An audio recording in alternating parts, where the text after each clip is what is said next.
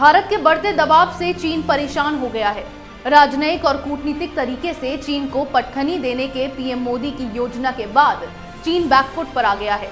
भारत में चीन के राजदूत सुन विडोंग ने भारत से संबंध सुधारने की गुहार लगाई है। क्या है पूरा मामला, देखिए इस रिपोर्ट में।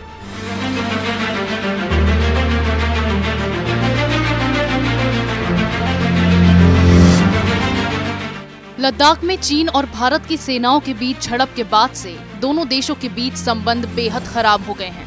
मोदी सरकार ने चीन के खिलाफ कई कड़े फैसले लिए हैं। चीन के ऐप पर प्रतिबंध लगा दिया गया है।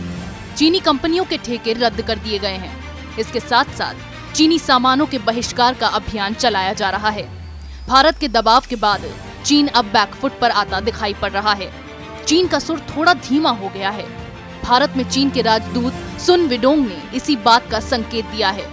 भारत चीन यूथ सेमिनार के समय चीनी राजदूत ने कहा, हाल में सीमावर्ती क्षेत्र में एक दुर्भाग्यपूर्ण घटना हुई थी जिसे ना तो चीन और ना ही भारत याद रखना पसंद करेगा। अब हम बिगड़े रिश्तों को ठीक करने के लिए काम कर रहे हैं। यह इतिहास के परिप्रेक्ष्य से एक संक्षिप्त क्षण है। 70 साल पहले चीन और भारत के बीच राजनयिक संबंधों की स्थापना के बाद से द्विपक्षीय संबंधों में कई बार उतार चढ़ाव आए, लेकिन दोनों ही देशों के संबंध लचीले हो गए। एक समय में एक घटना से रिश्ते नहीं बिगड़ने चाहिए। इस नई सदी में द्विपक्षीय संबंधों को काम करने के बजाय आगे बढ़ने पर जोर होना चाहिए। हम द्विपक्षीय संबंधों में एक उचित स्थान पर सीमा विवाद से जुड़े मुद्दों को रखने की उम्मीद करते हैं। बातचीत और परामर्श के माध्यम से मतभेदों को दूर करने और द्विपक्षीय संबंधों को पहले की स्थिति में लाने के लिए प्रयास किए जाएंगे।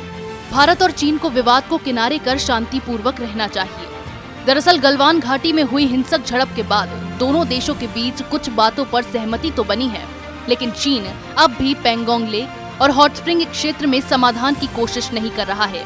दोनों देशों के बीच कई दौर की वार्ता हो चुकी है, लेकिन इसका समाधान अब तक नहीं हुआ है। पिछले दिनों रक्षा मंत्री राजनाथ सिंह ने चीन को निशाना बनाया था।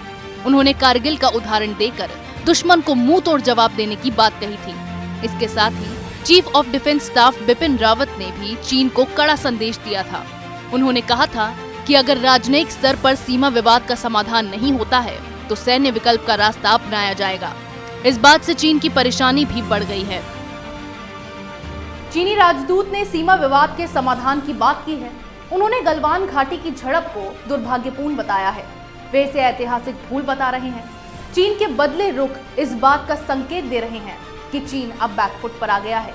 इसी तरह की खबरें मैं आपके लिए लाती रहूंगी। तब तक के लिए बने रहिए हमारे साथ। अगर आपको हमारा वीडियो पसंद आया हो तो इसे लाइक करें, हमारे चैनल को सब्सक्राइब करें और हाँ, बेल आइकन दबाना ना भूलें ताकि आप तक हमारे वीडियो की नोटिफिकेशन पहुंचती रहे। आप अपना सुझाव हमें कमेंट बॉक्स में दे सकते हैं। हमारे साथ जुड़ने के लिए शुक्रिया।